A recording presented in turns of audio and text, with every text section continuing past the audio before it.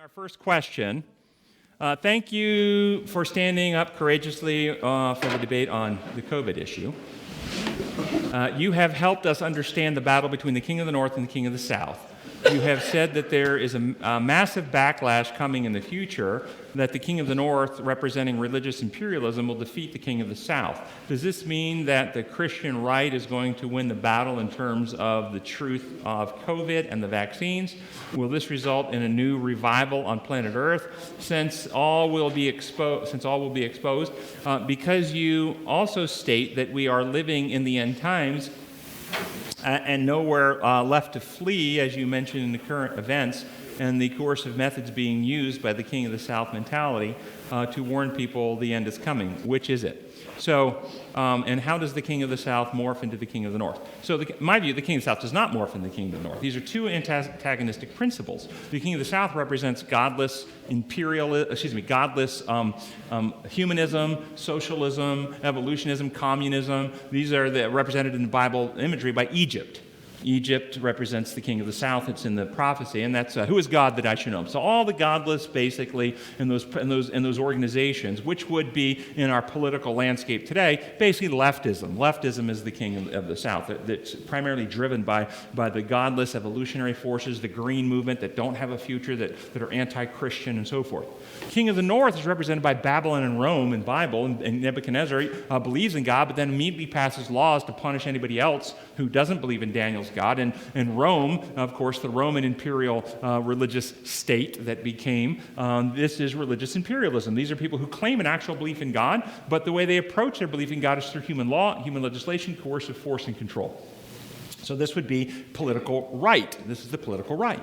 Okay, and the beautiful land is in between, and the beautiful land represents God's people, and God's people's neither in the form in the position of the communism, the socialism, the leftism, the humanism, the evolutionism, and neither are they in the religious imperialism. Whether it's the papal Dark Ages. Or whether it's Protestant imperialism or any other form of imperialism that seeks to advance God's kingdom through legislation and control. My view, and again, I was not given a vision by God, it's my view as a Bible student studying the prophecy of Daniel 11, is that the final two movements of these kings is that the King of the South attacks the King of the North, which I believe we're seeing right now, and then the King of the North storms out against him and destroys him. I believe there is a backlash coming from imperialism, religious imperialism.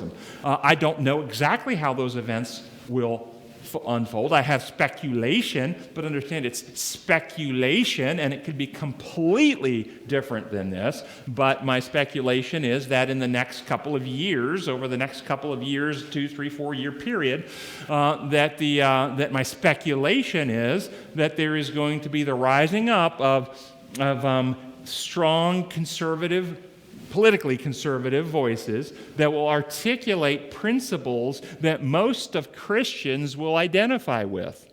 And there's a reason for that, because the Christian principles, and when I say principles, political principles, not biblical principles, political principles of strong borders, okay? Political principles of fiscal responsibility, political principles of accountability and law enforcement, and so forth. These are political principles, and many Christians will identify with those principles and support them. Those are not the biblical principles, those are different. We're already seeing in Texas with the passage of life. So, and that's one of those weeds you don't like to get into, but that's one of the things that most of Protestant Christianity significantly identifies with. There will be many of these things happening, and it's going to happen because, I don't know if I should say this or not. If I think I might not should say it, maybe I shouldn't say it, right? Tell me, I'll say it. Well, okay. The leftism that's being practiced in the world today politically is a practice of fantasy, not reality. It's a fantasy. It is a constant distortion and denial of reality. I'll give you some examples. There is no such thing as male or female. Gender is a construct of your mind. That's fantasy. Gender is actually very real. There is real male and there is real female, and there are people who are intersexed hermaphrodites and so forth, but they're still male and female. And there may be people that have gender confusion. Okay, we'll give you that. That's for sure. They do. But they're still male and female. Anything else is fantasy. It's not reality. I'll give you another one.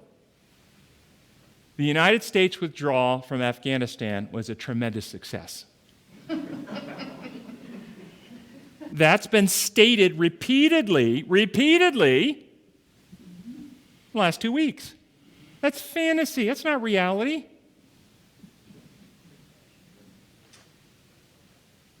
The problem in America today is institutional racism. That's fantasy. It's not reality.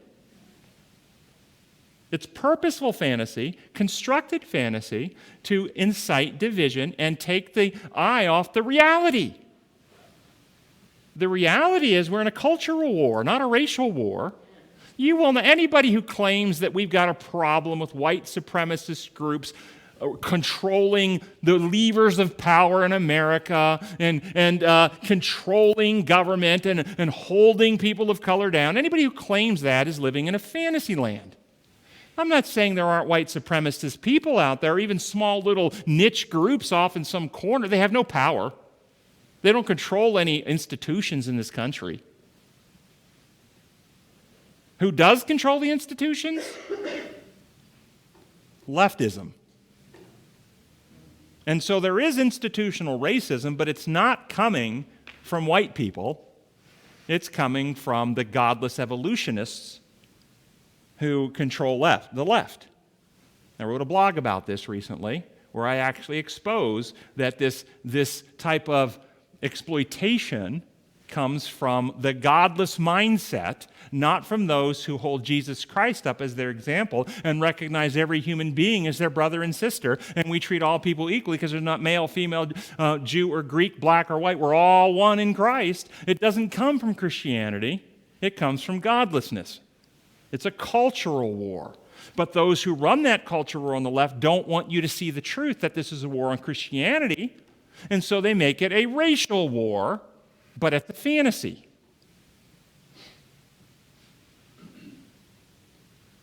And this is why, and the whole COVID thing.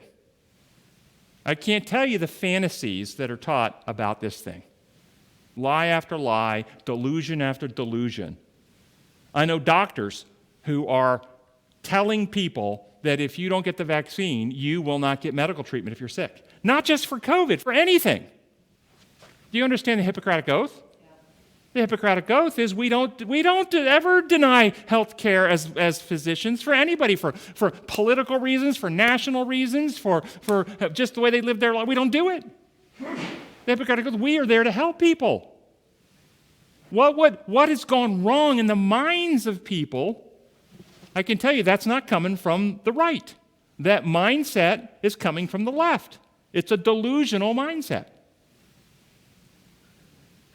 So I think because of all these things, and I think you asked about the COVID specifically in the question, I think there's going to be a crushing amount of evidence that comes out about how society's been manipulated through falsehood after falsehood that is going to result in a really crushing backlash that's going to empower political conservatives that are going to really crush the power. I think you're going to see corporations that are very woke get broken up. If you remember in the day, AT&T and Ma Bell got broken up, I think some of these big corporations are going to get broken up. They're going to have their power taken. I think a lot of the media is going to have what we could say liberal media is going to be broken up, have their licenses revoked and given to new organizations that are actually going to be, at least attempt to be more fair, but they certainly won't be propagandists for a political entity. I think you're going to see this happening. I am fearful, again, this is my speculation, I'm actually fearful that this is going to be bloody. I actually have concerns that this could be a horrible time where people are actually truly killed. I hope it doesn't come to that. But remember, Satan doesn't care whether you're on the liberal left or you're on the political right. What he cares about is your character. He wants you to identify his methods and advance some cause through his schemes that you're willing to coerce and force others for a righteous cause, whatever that cause is. He didn't care what the cause is, as long as you're willing to do his methods to get it. That's how he wants your character, he wants your heart, he wants your soul. And that's what I see forming up. What beliefs do you think the prophet Daniel held that kept his behavior faithful to God and resistant to people-pleasing? I think he had a firm personal relationship, and he spent multiple times a day, we're told 3 times a day, he would go and reconnect with God, and he would pray, and he would turn his heart out to God, and then he made choices in his life to apply to his life in real time what he knew God wanted him to do. But we never see Daniel advancing his religious agenda to try to legislate it. Nebuchadnezzar did that. You don't see Daniel advocating for that. Daniel lived his life in governance of himself, and he left everyone else free. You don't see Daniel doing what the pagan religious leaders did. They tried to set Daniel, Shadrach, and Meshach up to be hurt by the state. You don't see Daniel playing the political war to try to get Nebuchadnezzar now to hurt them, or Darius. Darius did throw them in, but it wasn't because Daniel asked Darius to do it. It was because Darius recognized he'd been tricked by them. So I think Daniel practiced in his life the principles of God and maintained that personal connection. There's a quote here from 5 Testimony 147. It says, "Sin and sinners in the church must be promptly dealt with, and that others may not be contaminated. Truth and purity require that we make more thorough work to cleanse and clamp the camp from Achans. Let those in responsible positions not suffer sin in a brother. Show him that he must either put away his sins or be separated from the church." How do we read this in light of present the truth in love and leave others free to decide themselves? I'm seeing a lot of Christians take this stance, and it's concerning. So this is actually, first off, talking about the church and not society. Is that a quote from? It's a quote from 5 Testimony, page 147. This is talking about the church, not society. It's also not talking about coercing people into action. It's talking about people who are engaging in known rebellious and destructive behaviors that you've tried to correct in love, but they continue to bring their rebelliousness into the organization, that the organization cannot function well if you don't discipline that person. And there was a process. This was a process first of bringing them under church censor or counseling, and eventually, if they continue their rebelliousness, that they have to be put out of the church. It's not being put out of society or taking away their livelihood. It's saying to the organization, if this person continues to disrupt the organization of God by sinful activity, that the church can't conduct that. So I don't see a problem with that, honestly.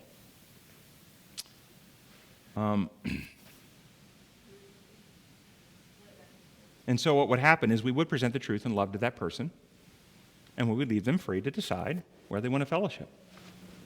I mean, just imagine this application in your own home. In your own home, you have a child, an adult child, 22-year-old child, who decided to start smoking cigarettes. And they come to your house, and they light up in your house. Now, what will you do? Won't you please put the cigarette out? But they refuse. Won't you at some point have to ask them to leave the house? Does that mean you don't love them and don't want the fellowship with them? But if they insist on smoking in your house, in order for you to have a healthy house, they have to be put out until they stop smoking. That's basically what's said there. In last week's study, you mentioned that 1 out of every 3 therapeutics that received FDA approval is later shown to have unexpected post-marketing side effects that were deleterious to make them. Yes, that was a JAMA study from 2011, I think, and it was looking at new therapeutics that came on the market from 2001 to 2010 is what I believe that was. But did you know in a recent video by one of the legacy news media outlets on YouTube, The Hill, reporter Kim Iverson exposes that nearly 50% of the FDA's funding comes from big pharma. I did not know that. This change made in the 80s to speed the process of approvals. The regulators receive gifts, kickbacks, and jobs at pharmaceutical companies after working for the FDA. Yes, I did know that. The former director of the FDA is now the vice president at Pfizer. So, Dr. Jennings, I often heard that from the church, that there was a special blessing on the Sabbath. What is the special blessing? Similarly, the book of Revelation says, blessed are those who read and are we not blessed every day when we read the Bible? So, yes, we are blessed any day for reading the Bible because the Bible blesses us. So what's the special blessing of the Sabbath? The special blessing of the Sabbath is the truth that the Sabbath brings to us and the practices that we apply to our lives. And what is the truth? The Sabbath's origin reveals the truth of God's methods. He presents truth in love and leaves free. Remember the origins of the Sabbath. It came about in a context of a war over God's right to rule. And instead of using power to force all the beings in line, God instead revealed during creation week, He's creator. He created a planet to operate on the principles of love. And then after revealing all these things, instead of forcing compliance, He rested. I rest my case. Everyone decide for themselves. And thus the special blessing of the Sabbath, when it's rightly understood, is the truth of God's design laws and the creator who operates on those principles that we incorporate into our life. And I want you to ask yourself, all of you who've come to appreciate the design laws of God, is that a special blessing to you? Versus the years you observed the Sabbath under imposed law, rules to be kept.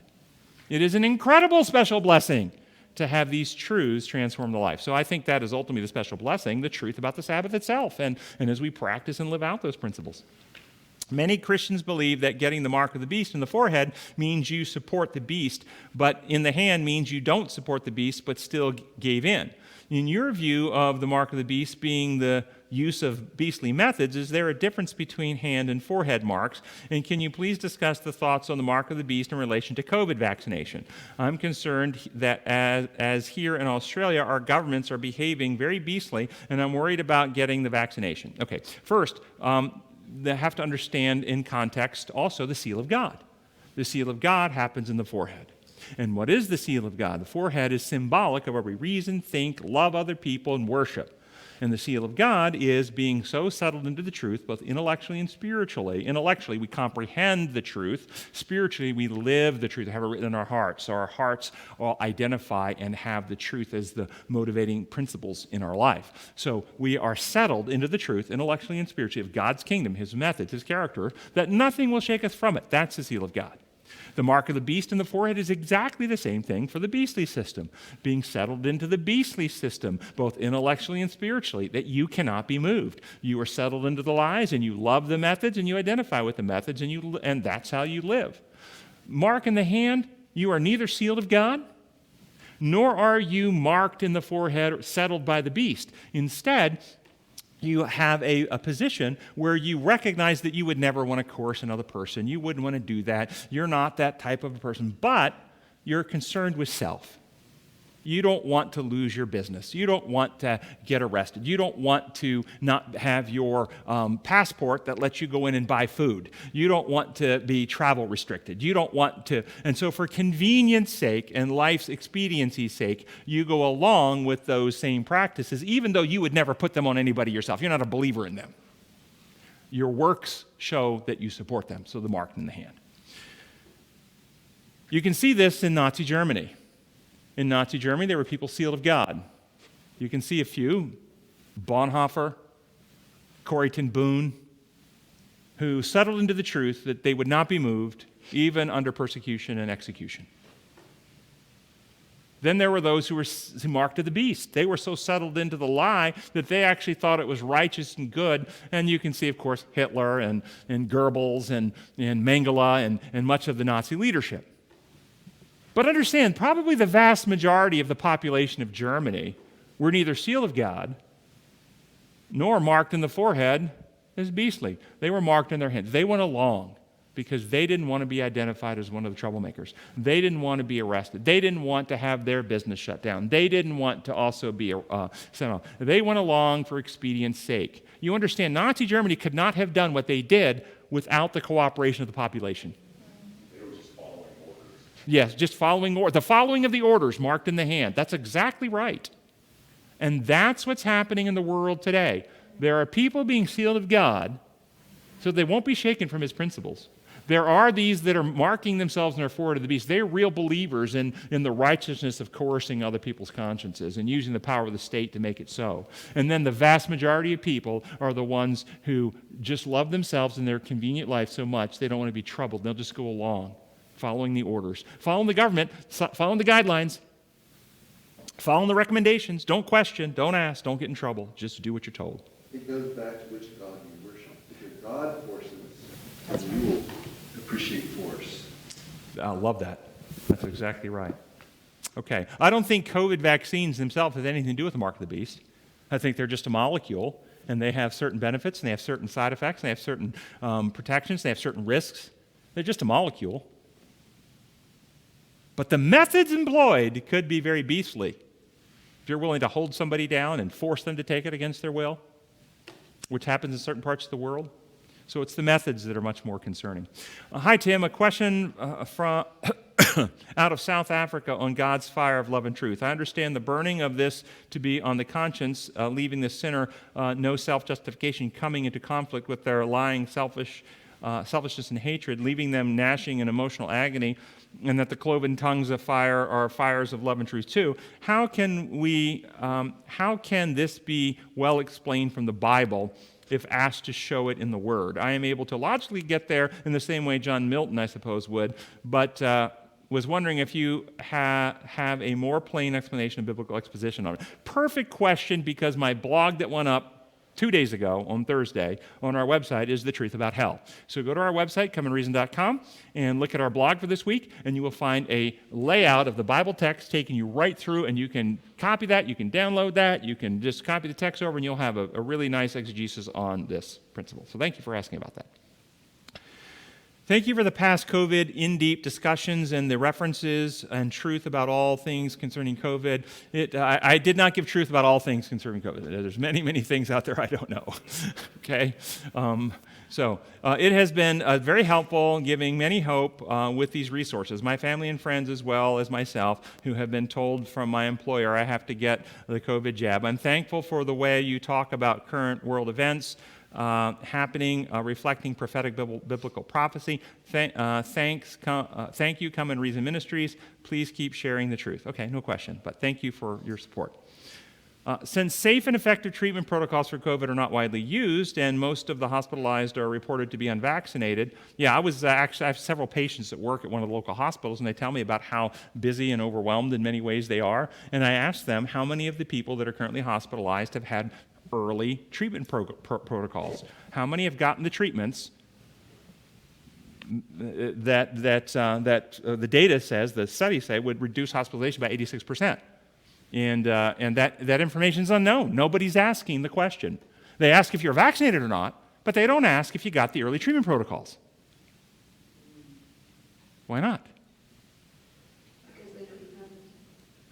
One of our patients here who just got COVID and recovered, she said that when she went to her doctor, was diagnosed, the doctor in Chattanooga told her, no treatment, there is no treatment, go home and wait. If you get sick, come back. That's what the medical community, it's a lie. It's completely corrupt. It's going to turn out, this is where I think we'll feed the backlash, because as we look back on this, there is going to be evidence to show that this knowledge has been known the entire time, was purposely covered up by lots of sources, and many lives could have been saved, but there was a corporate, purposeful actions taken to keep people from getting the treatments. And I think that's going to be fueling part of the outrage and the crushing backlash. But anyway, let me finish the question. They are claiming that the unvaccinated are overwhelming hospitals. I think that may be true in some parts of the world, in the United States perhaps. I know that in Israel right now, is it 75% of all the hospitalized are vaccinated. I think Britain's the same way. So the data is not true in the parts of the world that have higher vaccinations than us, because the vaccinations actually don't stop reinfection and don't stop hospitalizations. They may reduce it. I think the data is on the Pfizer one right now. You have 42% protection on the Pfizer one for hospitalization.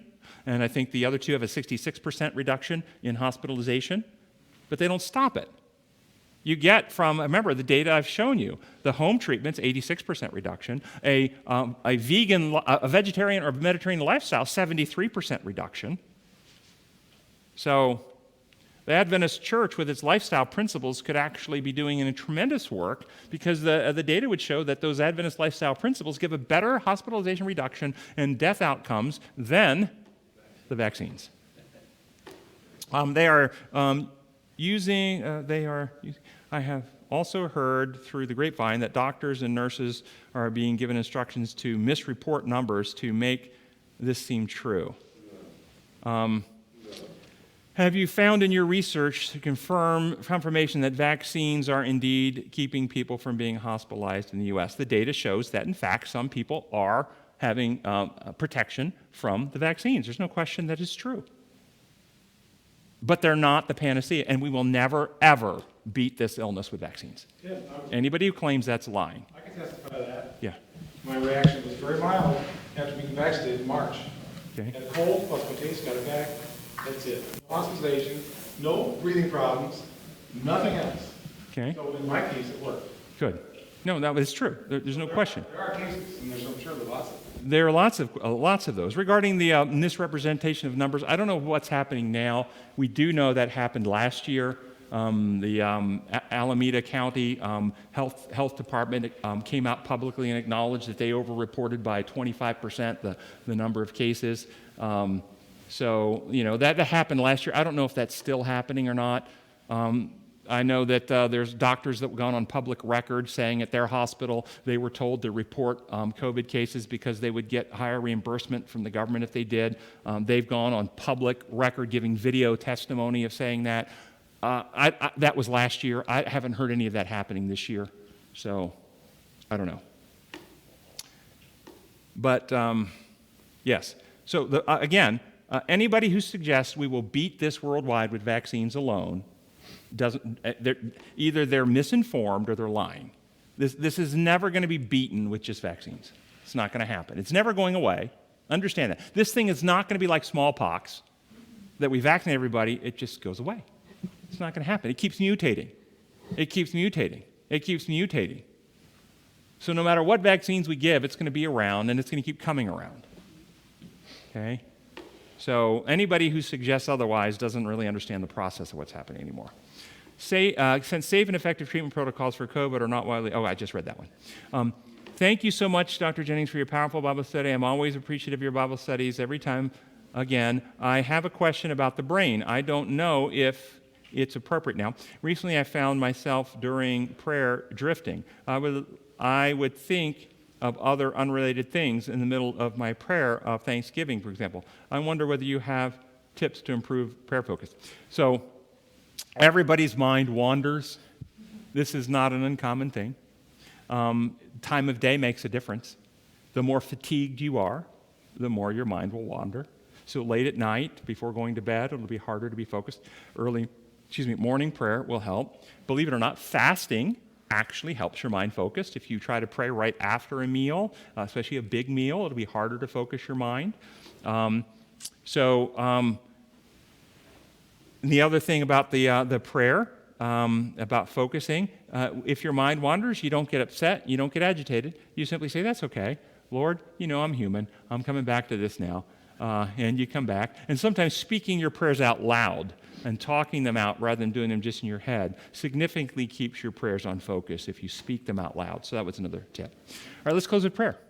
Gracious Father in heaven, we thank you for your love, and we pray that you will enlighten our minds, take the victories of Christ, reproduce it in us. And at this time in history, we really do ask that you will give us greater discernment and wisdom and how to take the message forward in a way that breaks through the fear messaging that's happening in this world and can lift up you, the true source of our future hope. Because we know you're coming soon. We pray in your holy name. Amen.